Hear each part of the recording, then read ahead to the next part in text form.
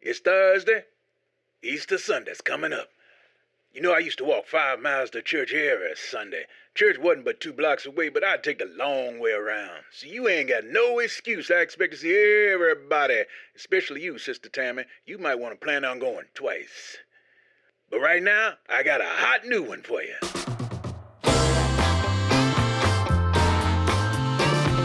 Segregation now, segregation tomorrow, and segregation forever.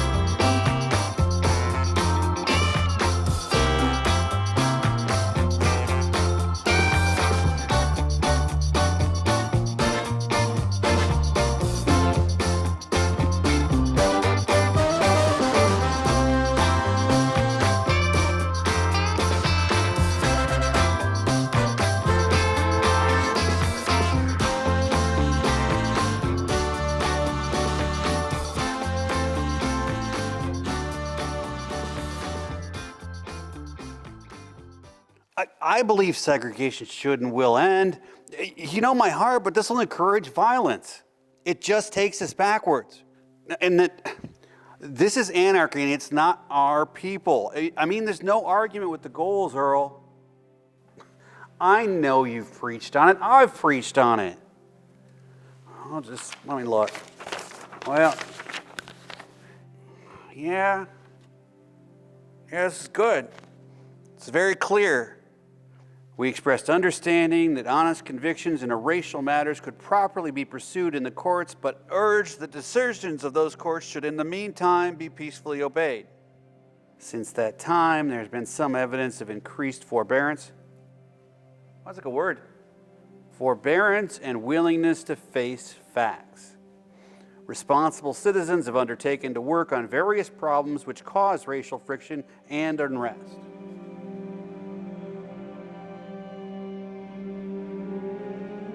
We all have opportunity for a new constructive and realistic approach to racial problems. However, we're now confronted by a series of demonstrations by some of our Negro citizens directed and led in part by outsiders. We recognize the natural impatience of people who feel that their hopes are slow in being realized, but we are convinced that these demonstrations are unwise and untimely. Yeah, exactly. Hey, is Mill agreed to sign on? Good. This just makes sense. Yeah, have a happy Easter.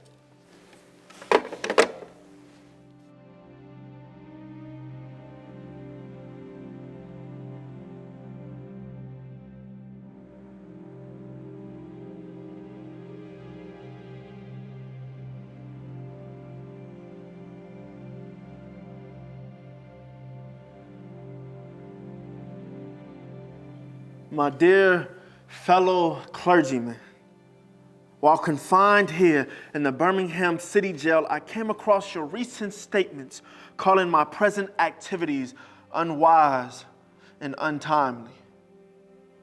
Seldom do I pause to answer criticisms of my work and ideas, but if I sought to answer all the criticisms that crossed my desk, my secretaries would have little time for anything other than such correspondence in the course of the day, and I would have no time for constructive work.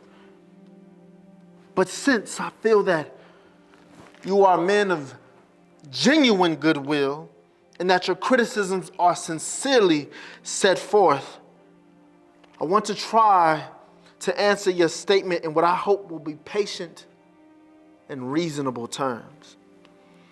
See, I think that I should indicate why I am here in Birmingham, since you have been influenced by the view which argues against outsiders coming in. I have the honor of serving as president of the Southern Christian Leadership Conference, an organization operating in every southern state. Several months ago, the affiliate here in Birmingham asked us to be on call to engage in a nonviolent direct action program, if such were deemed necessary. Now, we readily consented. And when the hour came, we lived up to our promise. So I, along with other members of my staff, am here because I was invited here. Now, I am here because I have organizational ties here. But more basically, I am in Birmingham because injustice is here.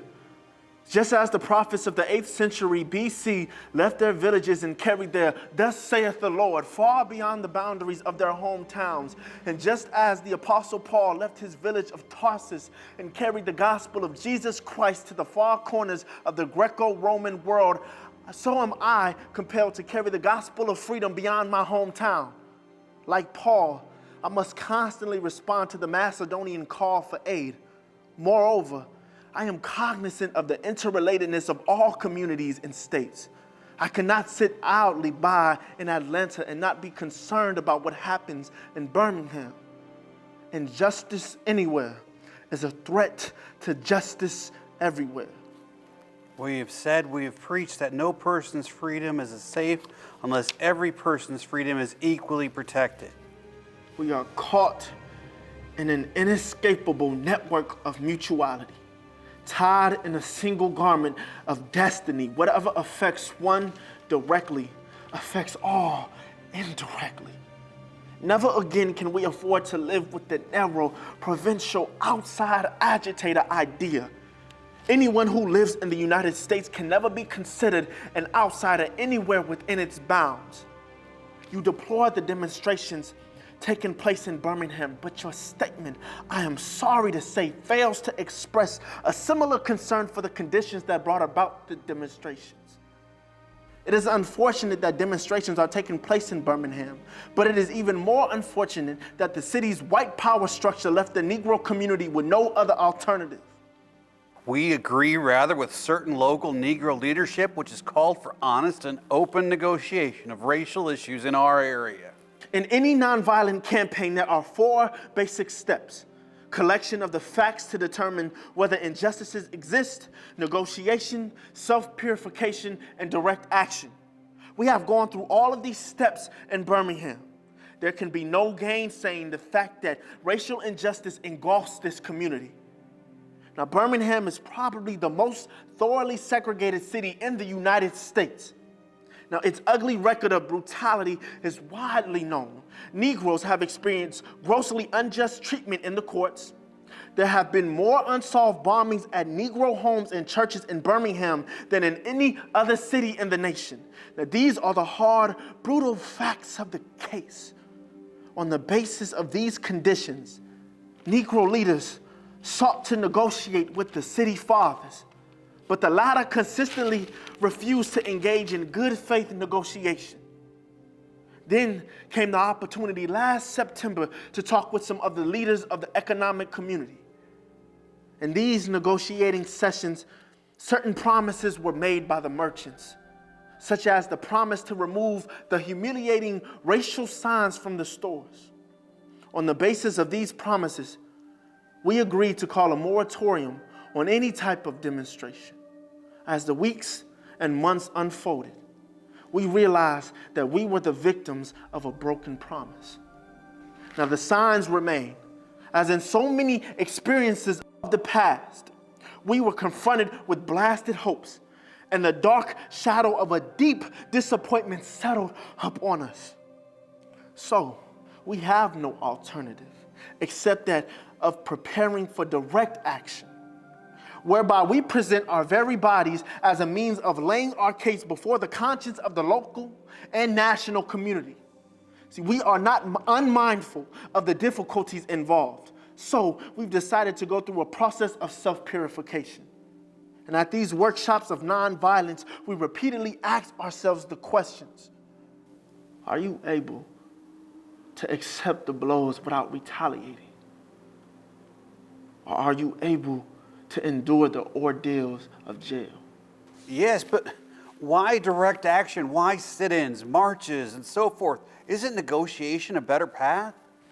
You are exactly right in your call for negotiation. Indeed, this is the purpose of direct action. Nonviolent direct action seeks to create such a crisis and establish such creative tension that a community that has consistently refused to negotiate is forced to confront the issue. It seeks so to dramatize the issue that it can no longer be ignored. I just referred to the creation of tension as part of the work of the nonviolent resistor. This may sound rather shocking, but I must confess that I am not afraid of the word tension. I have earnestly worked and preached against the violent tension, but there is a type of constructive nonviolent tension that is necessary for growth. Just as Socrates felt that it was necessary to create a tension in the mind so that individuals could rise from the bondage of myths and have truth to the unfettered realm of creative analysis and objective appraisal, we must see the need of having nonviolent gadflies to create the kind of tension in society that would help men rise from the dark depths of prejudice and racism to the majestic heights of understanding and brotherhood. The purpose of our direct action program is to create a situation so crisis-packed that it will inevitably open the door to negotiation. Now, I would therefore concur with you in your call for negotiation. Too long has our beloved Southland been bogged down in a tragic effort to live in a monologue rather than dialogue. One of the basic points in your statement is that the action that I and my associates have taken in Birmingham is untimely. My friends, I must say to you that we have not made a single gain in civil rights without determined legal and nonviolent pressure. Lamentably, it is an historical fact that privileged groups seldom give up their privileges voluntarily. Individuals may see the moral light and voluntarily give up their unjust posture. We know through painful experience that freedom never voluntarily is given by the oppressor. It must be demanded by the oppressed. Wait. We respectfully urge those who strongly oppose desegregation to pursue their convictions in the courts and in the meantime to peacefully abide by the decisions of those same courts. We recognize that our problems cannot be solved in our strength or on the basis of human wisdom alone. The situation that confronts us calls for earnest prayer, for clear thought, for understanding love, and or courageous action. Thus we call on all people of goodwill to join us in seeking divine guidance as we make our appeal for law and order and common sense. Frankly, I have yet to engage in a direct action campaign that was well-timed in the view of those who have not suffered unduly from the disease of segregation. For years now, I have heard the word wait. Now it rings in the ear of every Negro with a piercing familiarity. Now this wait has almost always meant never.